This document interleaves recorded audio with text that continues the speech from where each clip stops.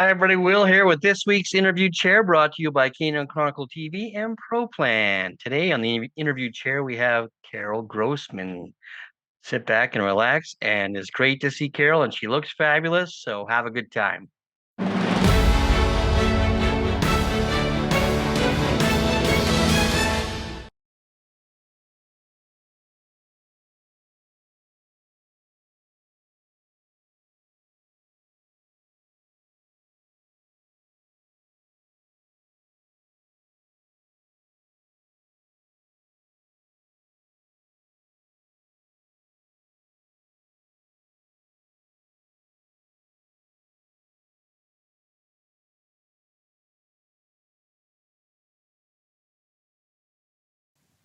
Hi, everybody. Will here with this week's interview chair, and on the chair we have retired professional handler, retired ProPlan rep, Carol Grossman. Hi, Carol. How are you?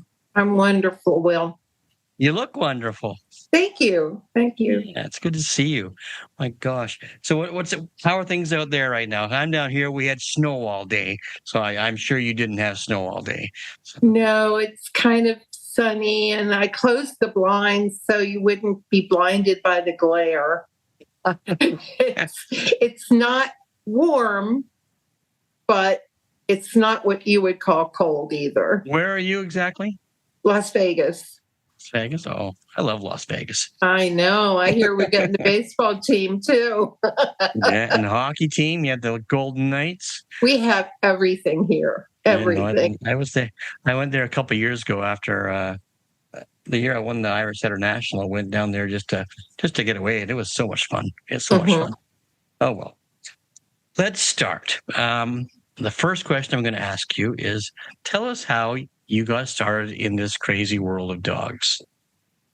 Well, my first husband and I, when we got to the point where we could have a dog, he had a dog at home, Queenie. She was half boxer, half Great Dane, and he wanted a Great Dane.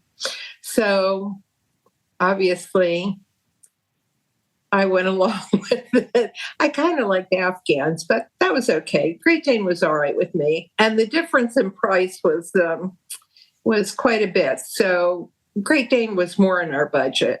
We bought a pet. We went to some matches. We went to a couple of shows. We realized she was a pet, and it kind of blossomed from there. That's not the end, though. We keep going, Carol. No, well, we bred a few litters. So you bought this Great Dane, and you showed her for a while. And did she do anything? Did she? No, she was a pet. She was a pet. She was a pet. So did you breed her? Or did you find another one and breed? We bred her, and I can't even remember how many puppies she had. But before that, the breeder called, and her brother had been returned to him. The people complained he ate all their windowsills off. So he asked if we could keep him because he had a litter of puppies. And once the puppies went, he would have room to bring in another dog.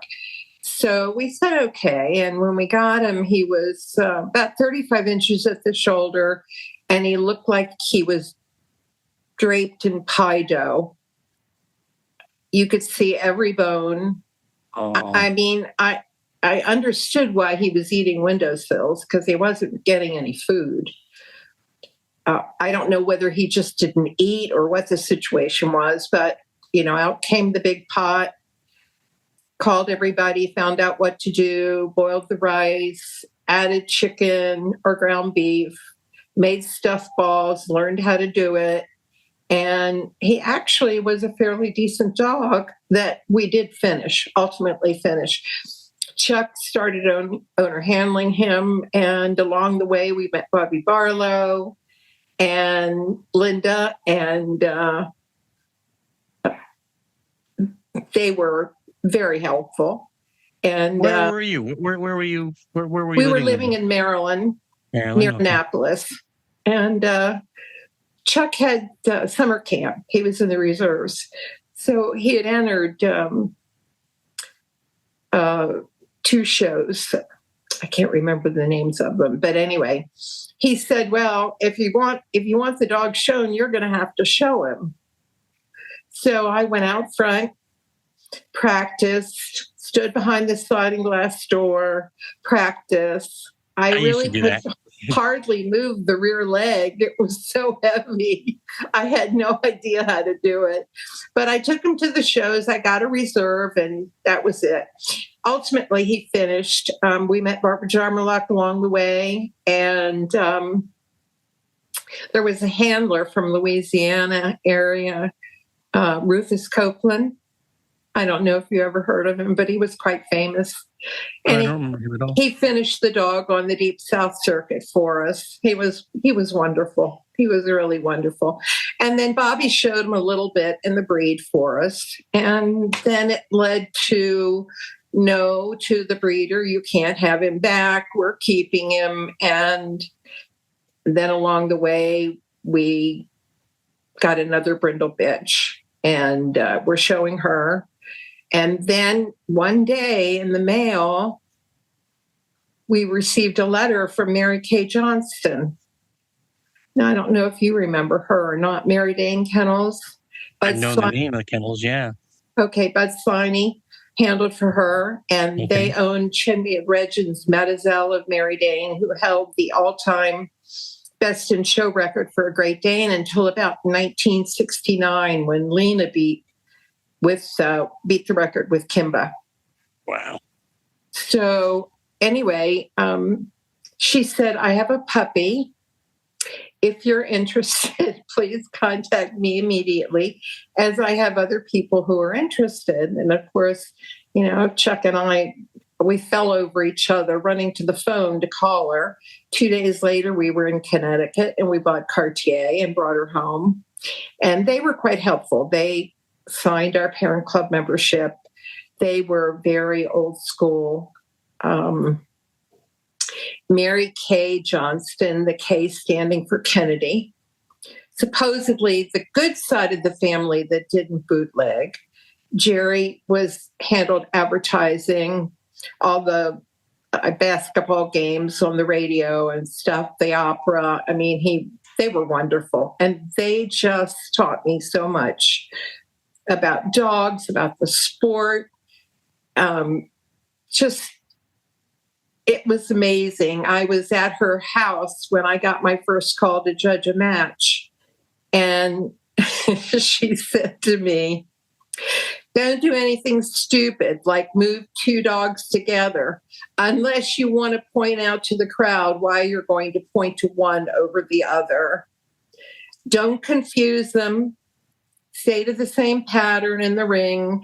I mean, she was just really helpful. And the rest, after a couple of litters of puppies, I decided that was not my thing.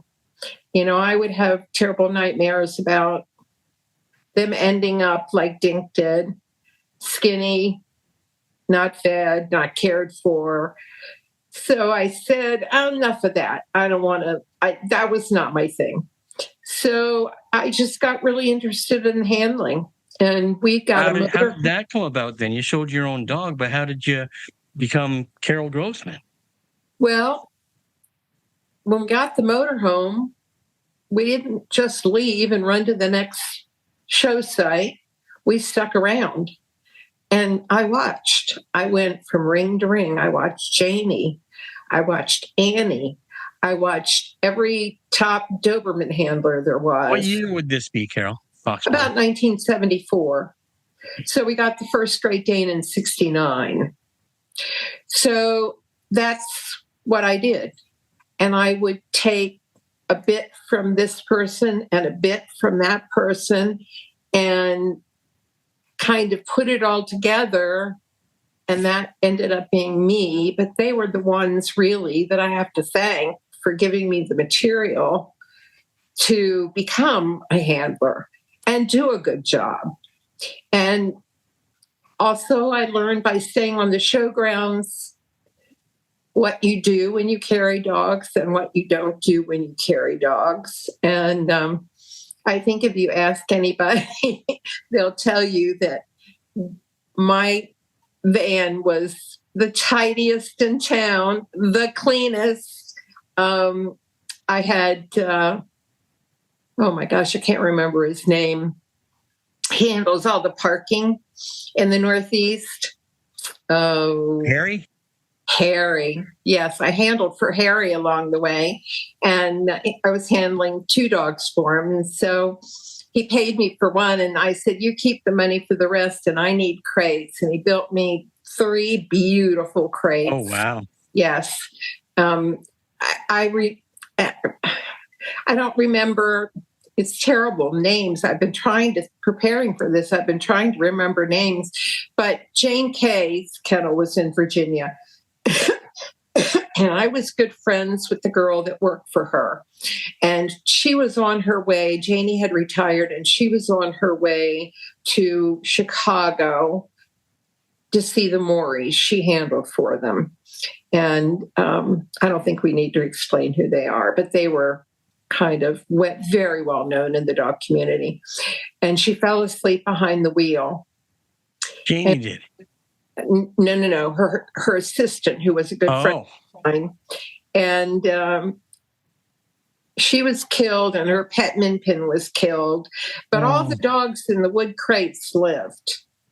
So that's why I decided that I would have wood crates, because if I was carrying somebody's dog, I owed them that, to take as good care as possible and keep them as safe as possible.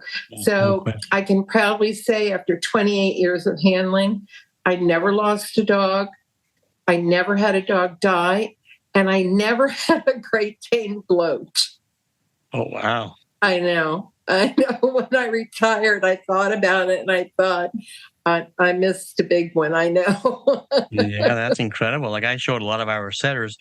I grew up with Irish setters, and they're known for bloating too. And I had a couple bloat on me, and that's how I learned bloat kits, and I learned all about that. And I was talking to George this morning, George Alston, and he, just so everybody knows, he called while we were talking earlier. Anyway, I told him I was interviewing you today, and he was beside himself. He couldn't wait to watch it because he just thought you were the best. So, and he said her care, her presentation, there was nobody better in Great Danes. So I tried to think of everything. You're in that business, your rig, your van, your motorhome, it's your office. When your clients come to your office, especially when your office is where you're going to keep their pet, it should reflect well on you. And they should walk away not having one qualm about letting the dog travel with you. Now, I didn't carry a lot of dogs. Obviously, it's one person. Once I was on my own handling, I didn't carry. I only had 3 crates. And most times only 2 were full. I didn't have a third dog, especially during the summer and during the winter, because my dogs always came in the room with me. So I had a dog and a bitch. They came in the room. Everybody was fine. If they had a bloat issue, I was going to be right there. They were warm in the winter and cool in the summer. And that's just the way I did it. That's the way it needs to be done, no matter what. Like I did another podcast earlier, and we were talking about how to choose a professional handler. And it's not just the ring present. There's so much more that goes into it, and it sounds like you embodied all that. So that's great. Tell me about who was your first Best in Show dog?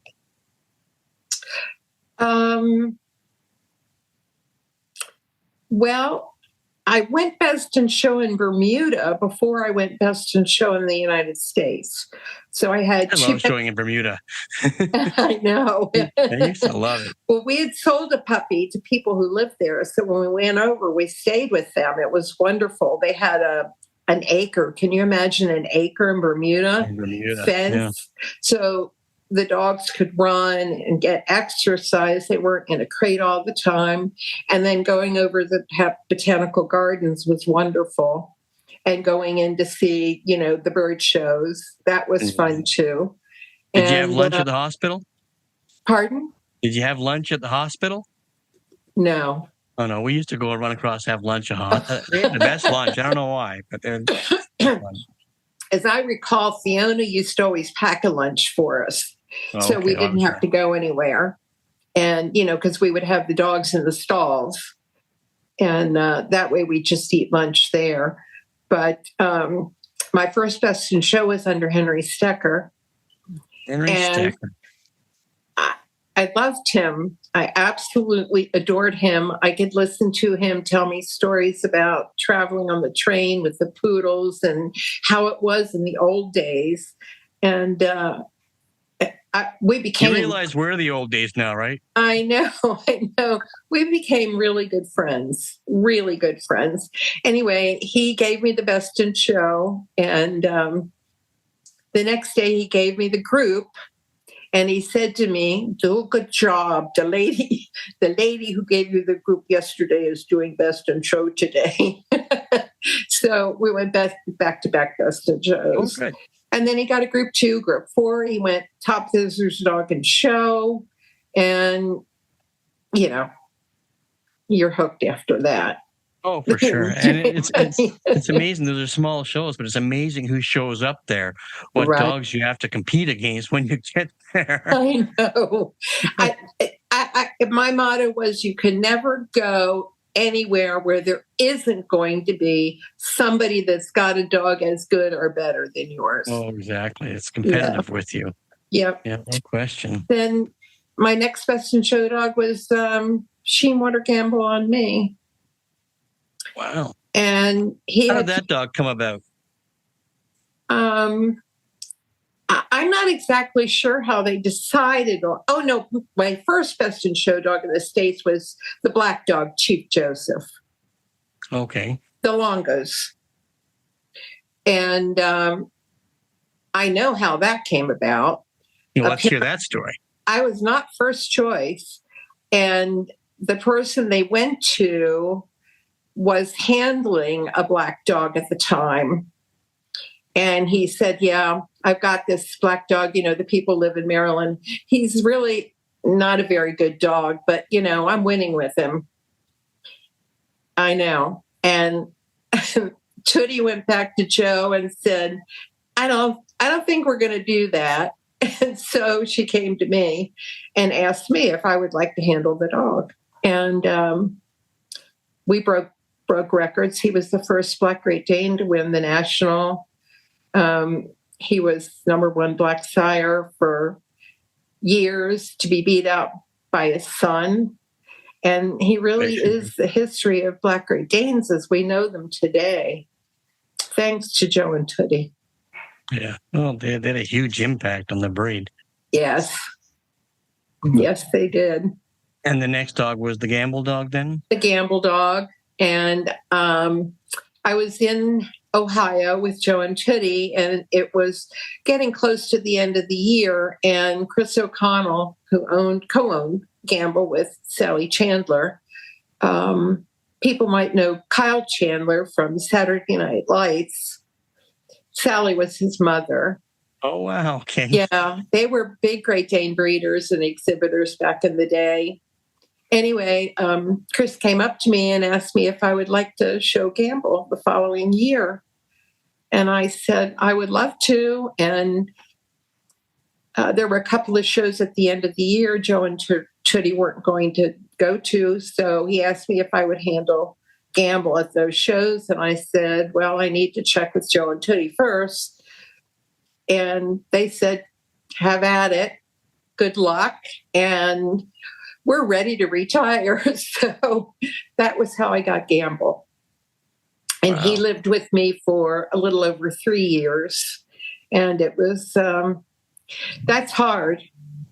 It is hard. I know that feeling. Yeah. I mean, if it's the crate banger or the yeller or the one that you have to, cuckoo them to eat, maybe when they leave, it's not so sad. But when it's the one who never does anything wrong, never misses a meal, is always loving, takes care of your kids like they're his kids, that's the one that's really hard to send home. Oh, for sure. It's so funny. I showed this dog, I guess in the early 90s, and we had a bit of a personality conflict, the dog and I. And that was one of those dogs that you were looking forward to the end of the career so you could say goodbye. The dog did very well. But as he got picked up, I had this big, long, circular driveway. He got in the back of his owner's car and he stuck his head out the back window and he stared at me the whole time. I felt so bad. They do talk to you. It could have been worse. Well, about what were some of your most memorable wins on Gamble?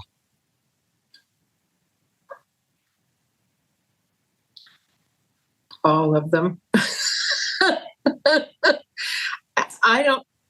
I never had a best in show that wasn't memorable.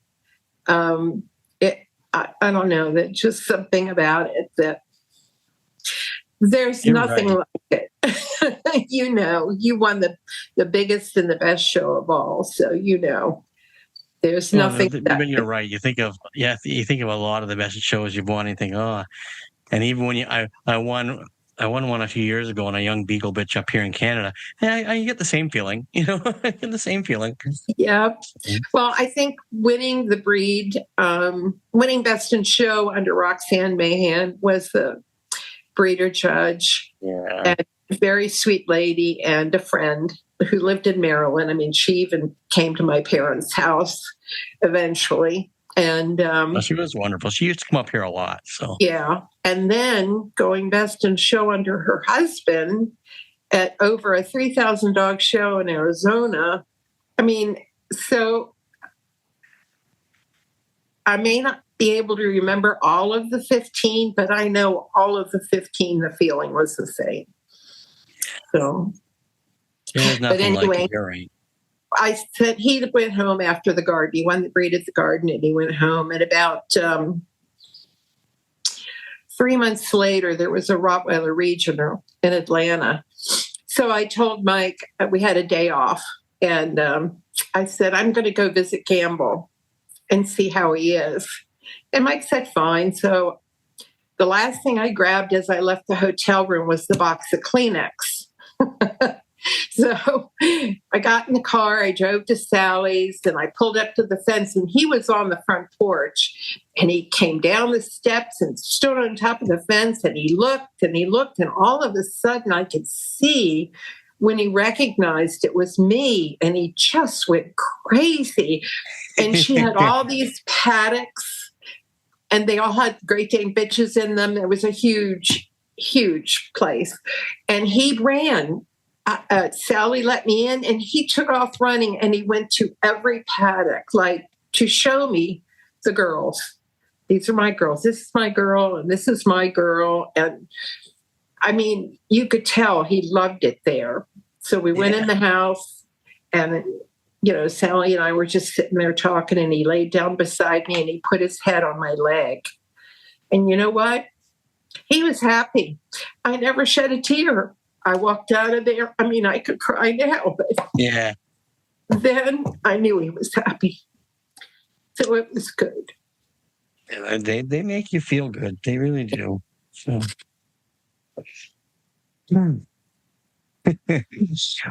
What dog came after Gamble? Oh, after Gamble was a dog named Jake. I put a couple of best in shows on him for the owners, Ron Biscaro and David. And really in between, or even before Gamble, actually, was Primavera. She was a black bitch. She was a Cheech daughter. And she was a sister to Primo, the Cheech son that they did some really nice winning with. And they brought her to me on the Cherry Blossom circuit. And we started on Saturday at the Great Dane Club of Maryland. And she finished the next Saturday at Old Dominion. And we all looked at each other and said, what are we going to do now? We never, ever thought that she would finish in a week. So Tootie kind of put her away. And it was coming time for the national, and she said, I think I'd like to show Primavera. And I was handling Primo. And back then, you didn't have 10 specials, They didn't, you were at the mercy of the way the judge wanted to judge the dogs that day.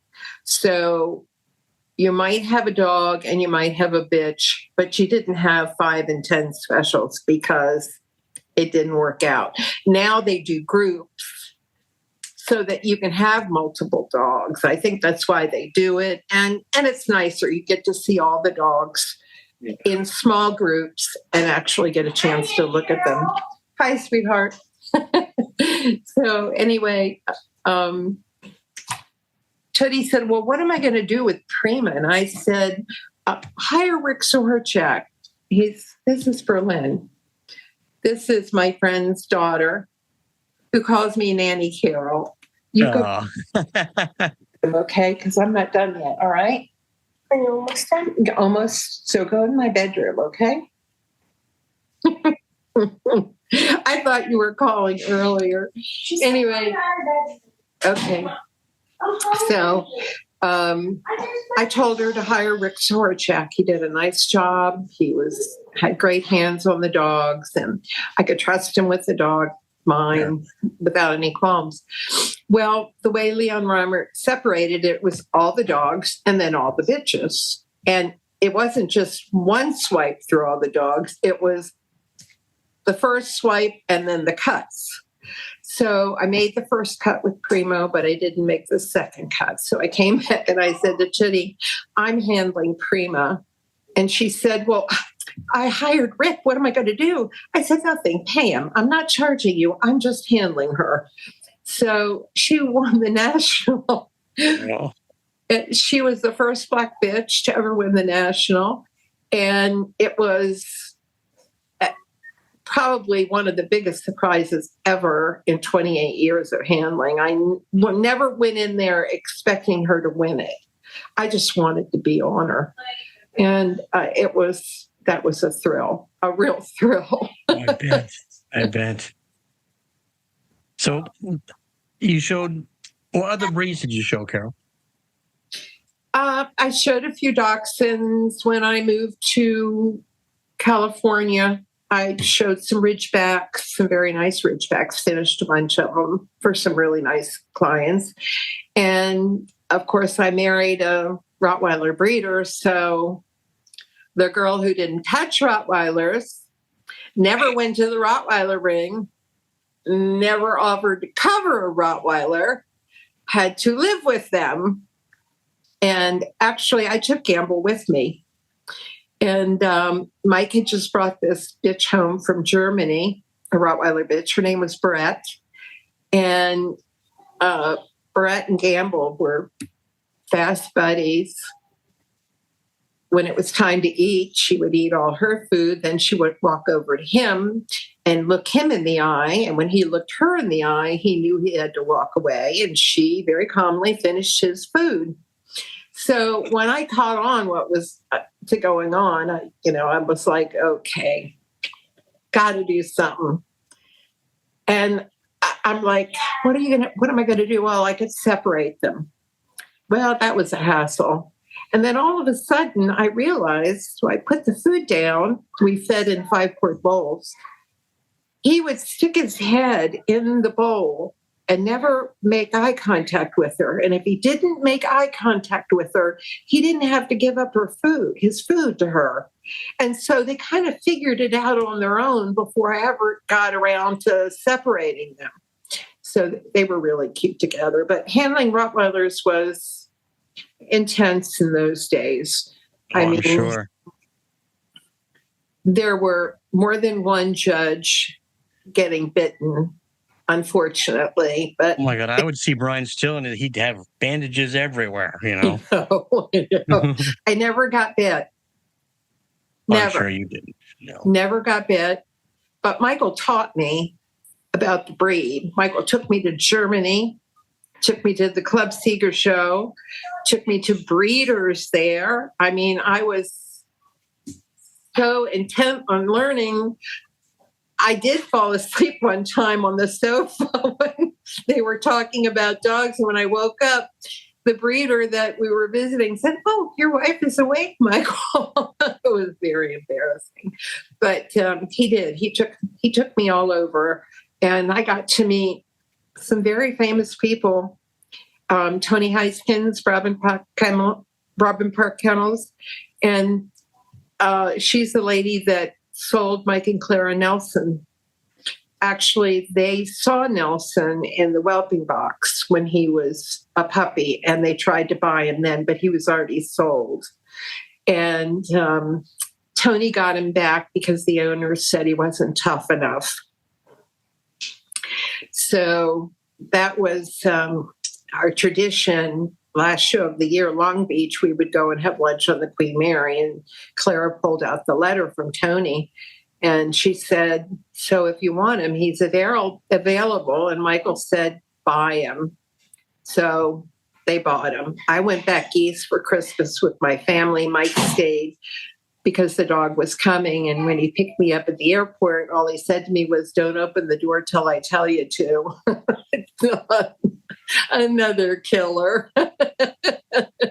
And so he tells me, "Open the door," and I open the door and I get in. Here is this huge Rottweiler all over me, kissing me and loving me like he had known me his entire life. Wow. And I fondly named him the Will Rogers of Rottweilers. He never met a dog or a person he didn't like.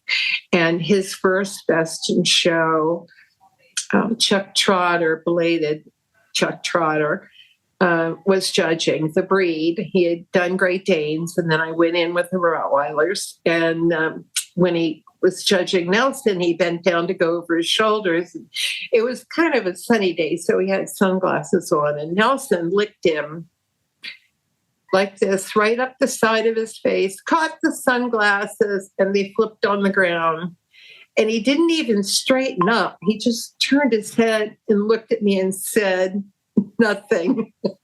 And I laughed. And I said, "Isn't it nice to have a Rottweiler that kisses the judges and doesn't bite them?" Trying to make a joke of it because I was a little embarrassed. But anyway, gave him the breed. And that night he gave him best in show.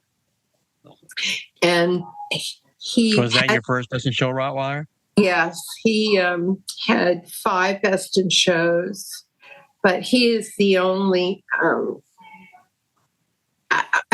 He was the only one of all the Rottweilers that I showed that had that temperament. That was just so easygoing, and he picked his loves. He loved Lena Basquette. She put him up at one show, and whenever he saw her, he would moan and groan until he got to go to her. And it got to the point where I could never show to her again with this dog. I mean, it was just never going to happen because we both would have been terribly embarrassed if I'd walked in the ring with him. And then Gene Zephyrus. He loved Gene Zephyrus just the same way. If he saw Gene, he would scream until Gene came over. And we were in Albuquerque for that 4-day cluster, that used to be so big and everybody came to it. And there were so many best in show dogs and top dogs there. It was just a really great 4 days. And I would bring him up to the group ring and let him sit on one of the tables in one of the other rings. And Gene would come over, because he had to, just to keep him quiet. And Nelson would lick his face. By the end of the 4 days, his face was all chapped. Oh, wow. But that's the kind of dog he was. I mean, he was just a really great dog. Great ambassador. Yeah. Yes, he was. And he was... we were at Bakersfield shows, and we got the call from Clara that he had died. And Mike said to me, he was born on April Fool's and he died on April Fool's. Wow. And Mike said to me, he always was a comedian. He always made you laugh. He just, why not be born on April Fool's and die on April Fool's? So. That's an incredible story. I know. He was a great dog, really a great dog. Forget the showing, forget anything. And I used to love taking pictures of the dogs in the bed with me because Mike would take them to Germany and, they would be horrified that we let a dog in the bed. Back then they were in their kennels. The husband did all the work. He fed them. He took care of them. The wife wasn't involved with the dogs. The only thing the wife did was wear the second number they gave you at the show so she could relieve her husband from running because they made you run a lot. But they did allow you to have people come in and take over. So, but he was a great dog. And his sons were good. I finished a lot of them. I can't even remember how many Rottweilers I finished. And the only ones I handled were Mike and Clara's, what they bred or what was sired. Like if it was a Nelson puppy, I could show it. Other than that, I didn't touch anything out of their bloodline. They stayed in the same family. That's a good idea. Right. Until after when Mike died, then I started handling everybody's Rottweilers. I had a lot of Rottweilers too. A lot of Great Danes, a lot of Rottweilers. I didn't need to show 15 breeds because I could stack the ring in 2 breeds with a lot of dogs. So every once in a while, like I said, there'd be a Ridgeback or a Dachshund, but that was it. Danes and Rottweilers were really my passion. When did you retire from handling? What year? Oh, God, 2002. 2002? Yeah. Rick Plout came to me and he said, we know that Purina is going to hire a rep for the West Coast, and we want you to apply for the job. We know somebody else is applying, and we would really rather work with you, and we're all tired of watching you limp. So I said, just, Corky and Sue were dear friends. Sue was like a sister to me. And I said, Sue, I don't even have a resume. She said, that's okay. We're going to Santa Maria next weekend. We'll do your resume this weekend, which is what we did. And then Ernie, who was the head of the breeder enthusiast group, Ernie Plank, he did call me and he asked me, he said, we're coming to Las Vegas for a sales meeting and possibly you could arrange a dinner and I'll get to meet you. And I said, fine. He said, well, we're at Caesars, so if you'll take care of dinner arrangements, just let me know where. So, I made reservations and there were about 8 of us and we chatted through dinner. And then afterwards he, got a little more specific and he asked me, would I be willing to work Palm Springs, Orange Empire, and the Denver shows? So he could see whether I could handle the booth or not. Right. And I said, well, at Palm Springs and Orange Empire, I'm handling, but I'll give you what time I have when I'm not in the ring, which was agreeable to him. And I remember sitting at the table the end of the Palm Springs shows, and they were 4,000 dogs. And I don't know. One of my favorite shows. Yeah. I don't know who ordered for those shows, but we ran out of every prize that we had. I was sitting there with a legal pad taking names and addresses to send prizes to because we didn't have enough. And I remember Ernie saying to me afterwards, you know everybody, don't you? I said, well, I have been out here handling for a while, and I did handle on the East Coast. So I had the blessing of knowing people from both coasts and a lot in the middle. So anyway, I worked the 3 weekends, and he called me, and he hired me. And I was there 16 years. 16 years, wow. Yeah. I was fortunate to be there when we finally got the Westminster show to sponsor. That was a really big deal, and it was mine. So I can't tell you how wonderful it was to work with them. I love Florence. I really enjoyed working with her. You know, a lot of people said, well, she's kind of curt and short. I said, no, she isn't. She's a businesswoman. You ask her to do something or tell her you need something, it got done. And I decided if that was the way that she did business with me, that's how I would do business with her. So there was no fluff to it. You did what you were asked to do, and you listened, and it was wonderful. I mean, the hospitality room, it was so nice to be able to give the handlers a hot breakfast in the morning and their assistant. It was always a good breakfast. I know. I handled the food too. and then a nice lunch. And you know, it was a little bit expensive, so we did cut back to box lunches eventually, but you still got a hot breakfast in the morning, full hot breakfast. And it was the only place to get coffee right away, too. I know. It was, trust me, those were, well, Monday was like a 17-hour day, and Tuesday was a 19-hour day for me. Wow. So, yes, it was. Because, you know, when it's your event, you're there from the start to the end. Right. You know, you're the last one to leave. So, but it was a wonderful experience. I loved it. I really loved it. It makes a huge difference in the pro plan there. Huge difference. So, yeah, it was great. I wouldn't do anything different. So you retired from pro plan 2018, is that right? Yep. And you had no aspirations to judge after that? No, I really didn't. And now the way traveling is, I wouldn't do it anyway. It's awful. I mean, really? I just went to the East Coast and back, and my daughter bought me the ticket because I refused to get on another plane again. Between handling dogs and Purina, I had so much traveling. I really, really didn't want to travel anymore. So she forced me to come back.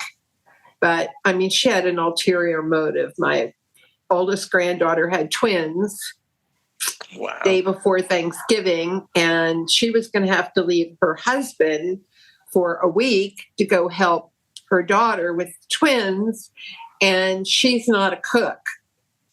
So that's what I did for 4 days. I filled the freezer so Bob would have something to eat. But anyway, had a great visit. It was a good time. Oh, good. So you still go to any dog shows locally then? Occasionally. I wasn't able to go to the Las Vegas shows because Victoria was, she was sick. She'd had a cluster of seizures, 4 on Thursday night and 2 on Friday morning. Victoria is your Chihuahua puppy. Right, right. And I just really didn't feel good leaving her, and I didn't feel like after that trauma that she needed to be driving to a dog show. So. Dog show. Yeah. Understandable. So what do you do with your free time? Well, I told you about the pet sitting business, and then once Victoria developed the seizures, that kind of put the end of that. Although I loved doing it, one of my clients was a pilot, and they had 3 old rescues, all girls. I called them the Golden Girls, and I worked for them until the last one died. Aww. So, yeah, but they were so cute. They were really adorable. And you know, crickety and, the whole 9 yards. But you love them no matter what they are, how they end up. Tell how much you love dogs, just the way your eyes sparkle when you talk about them. Well, I did buy a Chihuahua because when I brought Victoria home, Lily was still alive, my border bitch. The face of Purina. She sat in that director's chair. Every show I went to where she went, she sat in that chair from the time I got there in the morning until the time we left at night. She might take a couple naps during the day. And of course, she had her walks and her people who came to the booth and walked her, as many did. And but she loved it. And actually, she never liked retirement. I mean, I think she was lost. But anyway, she lived to be almost 16, but she never was really friendly with Victoria. She would let Victoria eat out of the same bowl with her.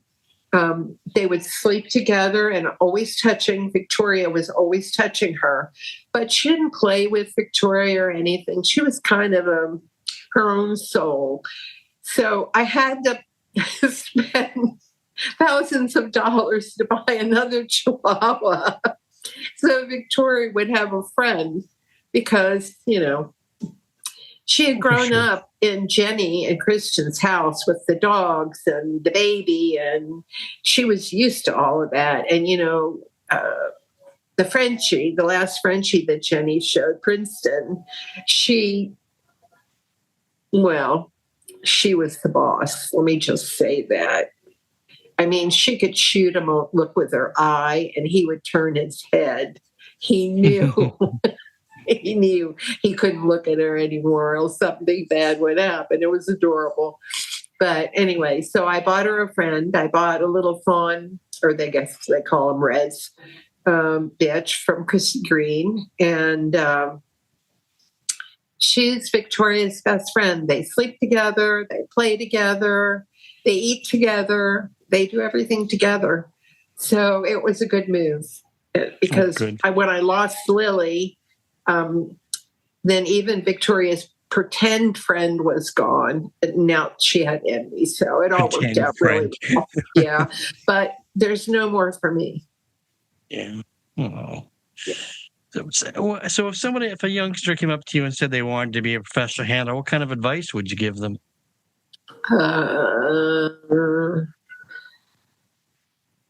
It's hard to have a family life. It's hard to have kids and show dogs. I mean, if you just want to play at handling, you can do it. But if you really want to be a handler, it's tough. Part of what I did it for was my one oldest daughter wanted to ride. My younger daughter wanted to skate. So by the time you have a pony and feed and a barn, and you buy clothes for the horse shows, and of course kids grow, inches in a minute. And so you're constantly having to replace tack and gear and stuff because they've grown out of it, boots. And then you're traveling, so you have to pay somebody to take the pony. You have to pay somebody to take the kid. So you end up basically handling it for their pleasure. That's what I did anyway. My younger daughter wanted to roller skate. During the week, I took Marianne to her lessons, her riding lessons, and wherever else she had to go. And Jeanette, I took her to the skating rink every day to practice or to be there for lessons. I can't tell you how many rhinestones I put on skating costumes while I was sitting in the rink. I can't tell you how I would watch the kids go to the vending machine and buy candy bars, and I couldn't stand it anymore. So I would make big glass jars full of trail mix for them to eat when they came off, the floor for a rest because they needed energy. And, but a candy bar is only a quick fix, and then you come down for it. So, yes, I loved handling dogs. I loved making money so that my kids could have a wonderful upbringing. And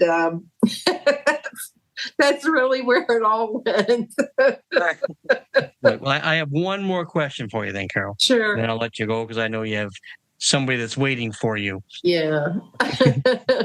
If you were to meet the 20-year-old Carol now, is there any advice you'd give her? Oh, yes. Take better care of yourself. Wear That's better an important one. shoes. It is. It is. And I don't think, I mean, you want me to put on a pair of sass?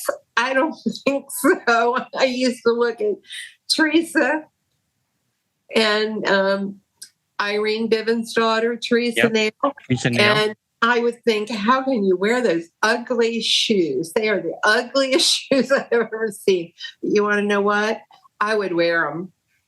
I would save my cute little flats for when I was done showing, and I would wear those shoes while I was running around the ring because it's important. I mean, I have terrible knees. You know, I think a lot of I know how many people who are handling who've had double knee replacements or single knee replacements in their handling. I've had a hip replacement. So. Well, you know, hip replacements I think are easier. They are. My dad had his knees done, and hips are easier to recover from, for sure. Right. And I think it's easier to continue to run if you've had a hip done.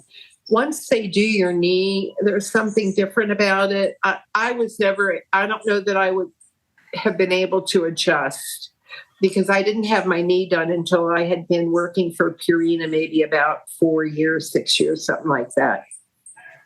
But then I had standing all day in the booth, you know, and running from ring to ring to get information and running over to take pictures and present.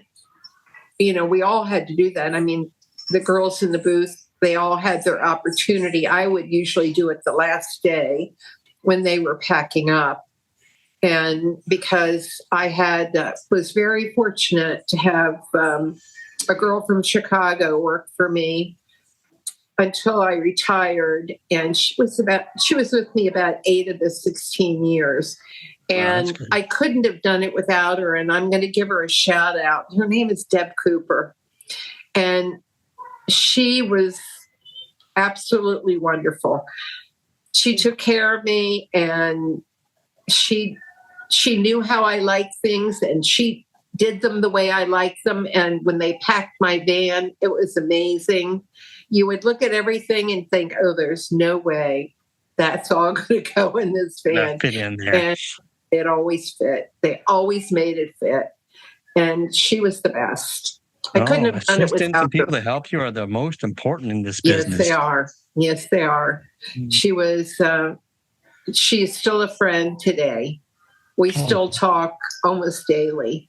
If she's not working, you know, when she's working, she's got her mind doing kind of the same thing you do with her table talks. But yeah, well, exactly. I see Deb and I both work for Chronicle. So whenever she's at a show doing her table talk, we're always together. We always talk, and she's great. Want to know what that is? That mean my time's up? No, it means it's time for Victoria's seizure meds. Oh, okay. Well, I won't keep you from Victoria and your other guest. Carol, I can't thank you so much. I couldn't wait to do this, and people can't wait to see it. So it was my pleasure, Will. Really. You take care. Stay healthy. Stay running. I will. I wish I could run with you. Thank you. All right, Carol, you take care. Okay. All right. Bye-bye. Thanks, Carol. That was great. I knew it would be great. And if you like what you see here, make sure you press the like, share, and subscribe button. Don't forget to subscribe on the podcast. And don't forget about the other podcasts we do, the Dog Show Drive Canadian version, and the Coach's Corner with none other than George Alston. So I'm sure I'll see you somewhere. Take care.